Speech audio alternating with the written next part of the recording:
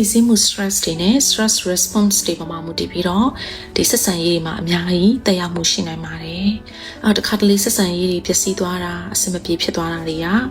ကိုယ့်ရဲ့ဖိစီးမှုတွေပေါ်မှာကိုယ်ဘယ်လိုကင်တွယ်လဲဆိုတဲ့နည်းလမ်းတွေနဲ့လည်းအများကြီးသက်ဆိုင်နေပါတယ်။ healthy relationship တွေ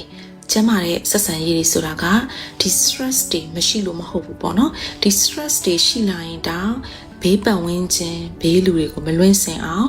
အကောင်းဆုံးထိန်းသိမ်းဆောင်ရှောက်နိုင်ခြင်းဖြစ်တယ်။အဲ့တော့တကယ်လို့သာကိုယ်ဖိစီးမှုကိုကိုယ်တိုင်မထိန်းသိမ်းနိုင်ဘူးမကင်တွယ်နိုင်ဘူးဆိုရင်ဥပမာဘေးလူတွေပတ်ဝန်းကျင်ကိုကျမတို့ကဒေါသတကြီးပြောမိတာအုံမိတာမကျေနပ်မှုတွေကိုကျမတို့ပုံချမိတာစသဖြင့်ပေါ့ဒါတွေရှိနိုင်တယ်ပေါ့။ဥပမာပြောရရင်ကိုကအလုပ်မှာအဆင်မပြေခဲ့ဘူးဆိုရင်ဒီအဆင်မပြေတဲ့အရာတွေကိုအိမ်ကျမိသားစုဝင်တွေပေါ်မှာတွားပြီးဒေါသထွက်မိတာပေါ့။ဒါကြောင့်တစ်ခါတလေမှာဆက်ဆံရေးတွေအဆင်မပြေဖြစ်သွားတာချင်းကconflict တွေရှိခြင်းကြောင့်မဟုတ်ဘဲနဲ့ကိုယ့်ရဲ့ stress response ပေါ်မှာမူတည်ပြီးဖြစ်သွားတာတွေလည်းရှိတတ်ကြပါတယ်။ဒါကြောင့်မလို့ကျမတို့ဘေးရလူတွေကျမတို့ချစ်တဲ့သူတွေအတွက်ကိုယ့်ရဲ့ stress response တွေကိုသေချာကင်တွယ်နိုင်ဖို့ဂရုစိုက်နိုင်ဖို့ကလည်းအများကြီးလိုအပ်ပါတယ်။